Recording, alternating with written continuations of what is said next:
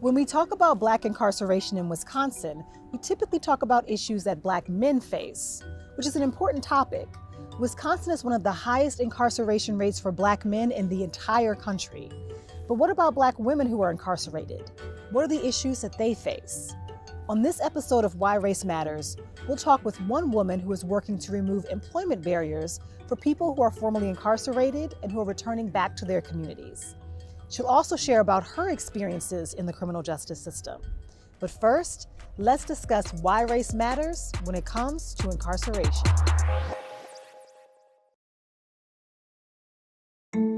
Existing at the crossroads of race and gender, Black women are especially vulnerable to policing and sentencing rooted in a history of oppression. Black women are more likely to be fatally shot by the police in comparison to any other group of women. They are also most likely to be unarmed when those shots are fired. In Wisconsin, Black women are overrepresented in the criminal justice system. As a group, they make up just 7.5% of the state's female population, but 21% of women in the Wisconsin correctional system.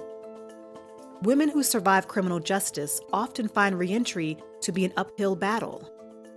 Formerly incarcerated women face high rates of mental health challenges, poverty, homelessness, and unemployment. This is compounded by the reality that the majority of incarcerated women are mothers of children under 18. All of these barriers can increase the threat of reincarceration. To unpack these experiences is Carmela Glenn, coordinator of Madison Area Urban Ministries' Just Bakery, a culinary vocational program for people returning home after incarceration. So thank you for joining us today, Carmela. Thanks for having me. Absolutely. So can you tell us your story and how it's gotten you to the place where you are and the work that you do?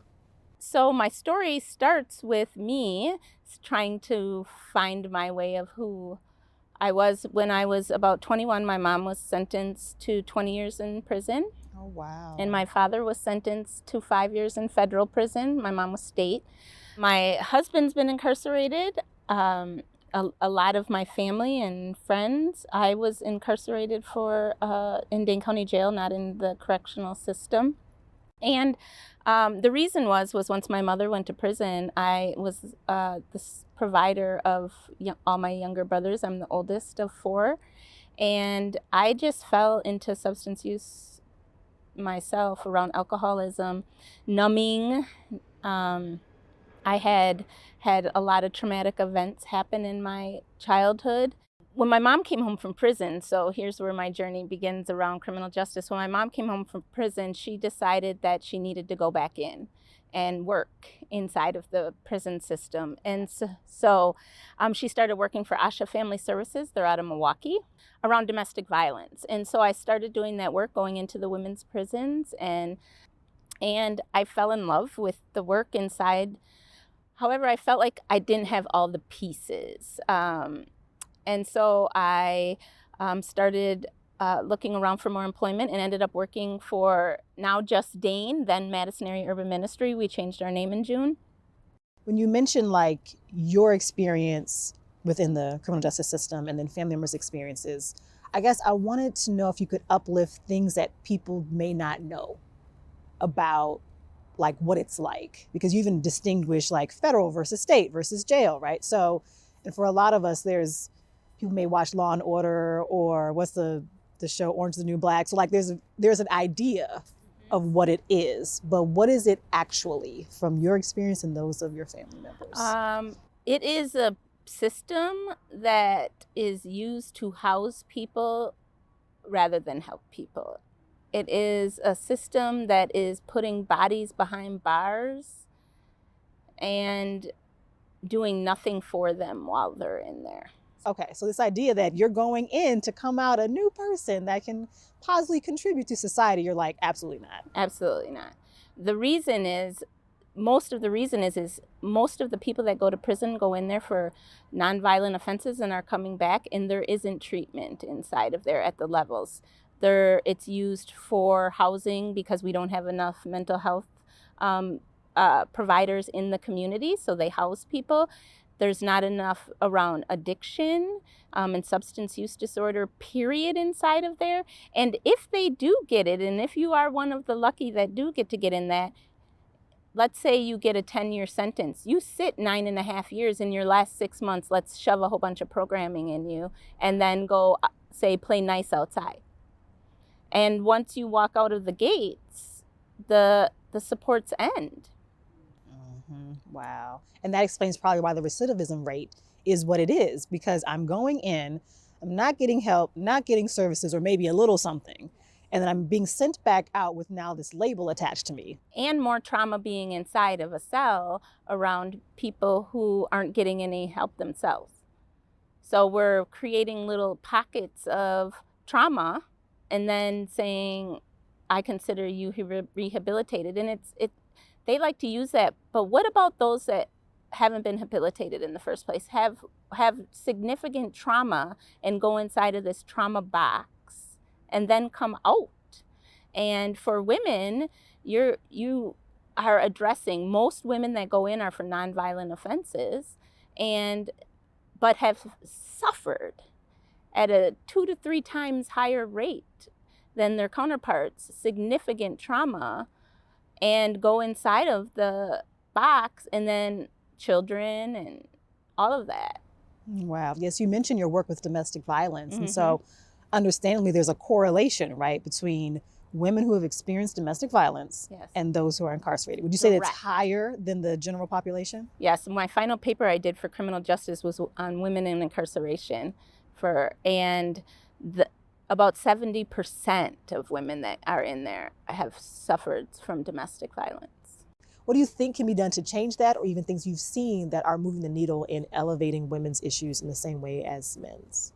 When you talk about Black women that have been incarcerated, our system doesn't even know what to do. It's one of the reasons why I wanted to work specifically around trauma in it, is because I've seen so many Black women come out and literally not even have time to take a training program, which is why we offered a paid training twice a year, because they got kids that are in a system. They need to get a job. They need housing. They're the breadwinners. We are the invisible thread until we show up. That we're not even spoken about until it's someone famous or someone out there or someone doing these things. In this community especially, the system was designed to break Black women down a long time ago, right? By incarcerating our men. Right. Welfare was designed to separate families and keep the Black woman from not marrying her husband. And then when they get out, struggle harder than their counterparts to get their children back. Wow. So there are issues, pre-existing issues that I'm sure were contributing in some way to incarceration, not being addressed. There's added trauma through the incarceration experience. You're leaving now with untreated trauma, compounded trauma, on top of having this label that limits your ability to access certain things. And just left to figure it out. Yes. And said, go play nice. And you're free. And the services that this state has tried, there was this movement of outside entities that we wanted to be like a Minneapolis that was definitely more progressive than us. But it dies every time. Why do you think that is? I think it is a not willing to look in our own backyard problem. We believe that those over there are the ones with the problems, and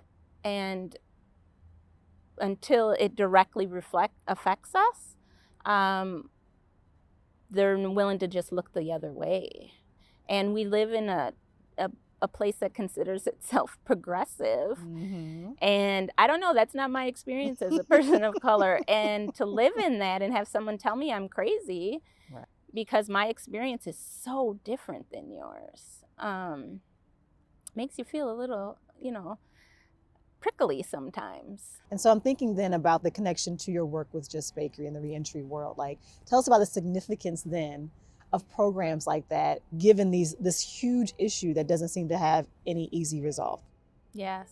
So, kind of a little bit of a journey. So when I first took over Just Bakery, we knew we wanted to work around employment, and so we started there around finding people jobs, training them minimally, and finding employment.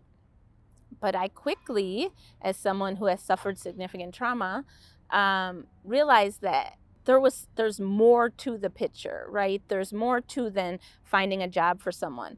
Because if I can check a box, I have so many grants and reports I fill out, and I can mark success down so easily by putting them through Just Bakery. But there were so many pieces that needed to be added. And so, am I successful if I get a woman a job? She doesn't have a driver's license. She has to see her probation and parole officer regularly. She doesn't have an automobile. She has to be at work at 8:30 in the morning, but she has to get her kids to school and she has to take the bus. Yeah, I get to mark a box that says because successful she's employed. because she's employed. Did I just set her up for failure though? And so I've really taken the program and dug into every tiny little aspect of when someone comes in, I want to know everything about them. Everybody that comes in, it's a 12-week program. And it's free for everybody. It costs us about $3,500 a student to put a student through. And the only thing you have to have is a barrier to employment.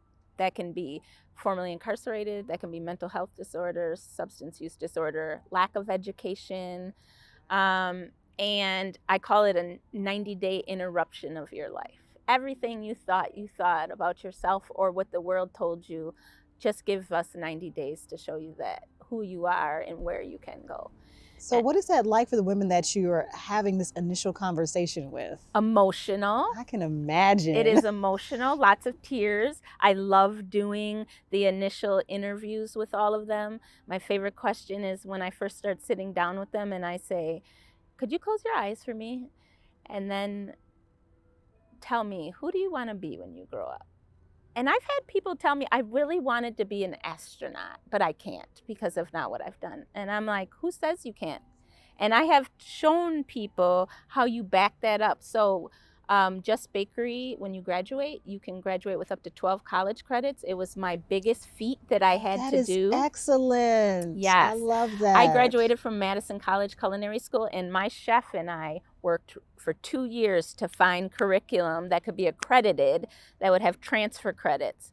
And so I can literally walk someone through how you can get into culinary school and transfer those credits onto a bachelor's and then go to a master's, and who knows, one day you might be an astronaut. Exactly. And so allowing people through long and short-term goal making to see what they're capable of. Okay, so I feel like there's a ton I could ask you more. I don't want to monopolize too much of your day. So I guess I'll ask you, what are the takeaways that you want those viewing this conversation to have? Either those who have no experience in the criminal justice system, are learning things for the first time, and maybe want to do something to bring about change, or those who have been directly impacted and are just trying to figure it out. Those that are trying to bring about change, we have to, there's so many layers to it that we have to deal with the bag, right? We have to deal with the bag, so systems have to be changed. Around sentencing, I have friends who are in prison for the rest of their life for drug sales. That sentences need to be changed. Stop putting people in prison for crimeless revocations. Madison loves that.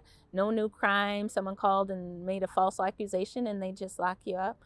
Having probation and parole and those doing the work, correctional officers, sergeants, trained in privilege, conscious, unconscious bias, racism and what it looks like. The way you said that word was like, people don't believe this is a real word. So racism. Yes. And what it looks like. So that's system. For those that are in it, come see me. You're welcome. There's people out there fighting for them every day. I want them to know that we're out here fighting for you, and we are working on changing the minds of people and what people think about you. We are not the worst thing we ever did. And they are not the worst thing they ever did. The only reason some of us aren't incarcerated is because we didn't get caught. More than people want to even admit that. And do not be ashamed. Hold your head high. And do not be defined by that. You are someone who has been incarcerated before. You are not a convict, a criminal, a felon. You are someone who has been incarcerated. You are a person who has had this happen and has made choices and is no longer that person anymore. Whew. So with that mic drop, thank you so much, Carmela, for joining us today. Thank you so much for having me. The experiences of men, women, and non-binary folks in the justice system are all different. But Black incarceration is about more than race, which is why it matters. Black incarceration is talked about a lot in Wisconsin, and maybe that's the problem. We spend so much time talking about the systems that cause the issues and less time actually fixing them, which is why work like Carmela's is still so very important and necessary. To learn more, go to pbswisconsin.org/whyRaceMatters to find additional links and resources to help keep you informed. There, you can also check out the Why Race Matters podcast, as well as additional episodes.